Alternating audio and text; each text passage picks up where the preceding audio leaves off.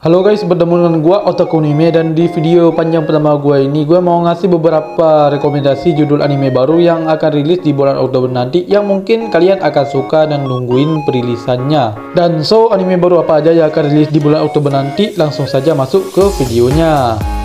Yang pertama ada Bokyo no Senpai. Buat lo yang terkena penyakit mai kisah gila, lo wajib nungguin anime ini. Anime dengan judul Bokyo no Senpai ini sendiri nyeritain tentang cewek bernama Azusa, seorang cewek kantoran yang kikuk, canggung, dan susah ngobrol dengan orang lain. Namun hal itu berubah setelah kedatangan juniornya yang bernama Kamegawa, seorang cowok kalem yang mudah bersosialisasi ini masuk ke kehidupan Azusa. Dan kehidupan Azusa yang awalnya canggung banget jadi lebih berwarna, dan hubungan mereka seiring waktu semakin dekat dan bahkan menumbuhkan benih-benih cinta di antara mereka berdua.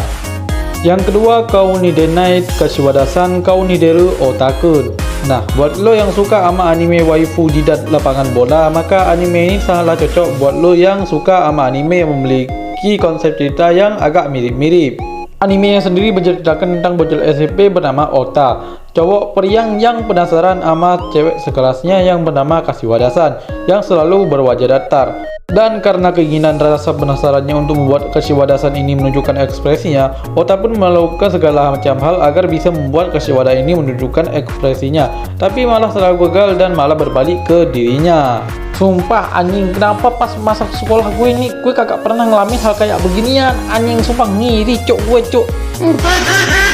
Yang ketiga, Towa no Yugure, anime buatan dari Studio PA World yang sangat gue rekomendasikan buat lo tungguin perilisannya. Animenya sendiri bercerita tentang Akira Himegami, seorang siswa SMA yang terbangun dari tidur panjangnya dan mendapati dirinya berada di dunia tak dikenal, di kota yang hancur akibat perang.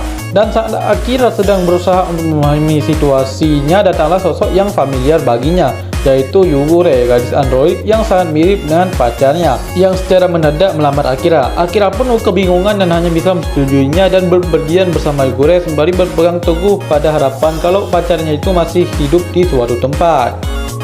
Yang keempat, Kimito Koete Koi ni Naru. Gue gak tahu apa yang terbesit di otak autornya pas membuat cerita ini anime, tapi yang pasti ini anime bakalan jadi tontonan yang amat menarik. Anime yang sendiri bercerita tentang cewek bernama Mari yang jatuh cinta terhadap Tsunagu, seorang Beastfolk atau sebut saja manusia serigala yang baru saja pindah ke sekolahnya. Dan dari yang gue lihat dari premis ceritanya, nampaknya ini anime bakalan jadi anime roman fantasi penuh gula yang mengusungkan cerita romansa tapi beda spesies. Yang kelima, The Manish Court Magician Aim to Become the Strongest. Jangan nanya alasan gue nyebutin judul anime ini versi bahasa Inggrisnya, karena judul anime Jepangnya sendiri itu panjang banget, udah kayak sinopsis anjing. Dan untuk ceritanya sendiri bercerita tentang Alex, seorang pencuri istana yang dikeluarkan dari parti putra mahkota. Tidak hanya dikeluarkan dari parti, dia juga diusir dari istana kerajaan. Merasa frustasi dengan keadaannya, teman lamanya yang berasal dari akademi pun, yaitu Yorha, mengajaknya kembali untuk bergabung dengan parti lamanya dalam rangka untuk menaklukkan Ranjen bersama-sama. Dan untuk ceritanya sendiri, gue hanya bisa bilang kalau ini lumayan oke karena gue pernah baca mangannya. Dan tenang aja buat lo yang gak suka harem, karena anime ini kagak mengusungkan tema harem. Dan yang keenam sekaligus yang terakhir ada Ansatsu de Aru Oreno Status Gayusha Yorino Akirakani Tsuyoi no Daga.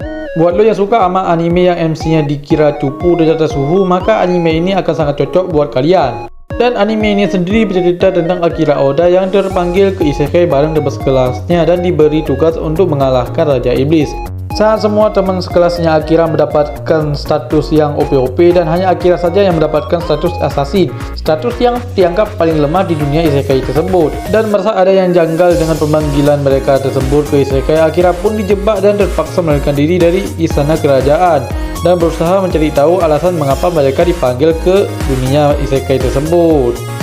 Dan itu aja dari gua. Kalau dirasa dis animenya itu kurang banyak, gue bakalan bikin part 2 nya di next videonya nanti. Kalau lo punya requestan rekomendasi anime, lo bisa tulis di kolom komen. Dan jangan lupa like dan subscribe channel ini agar gue semangat bikin videonya. Dan itu aja dari gua, sampai jumpa di next video selanjutnya.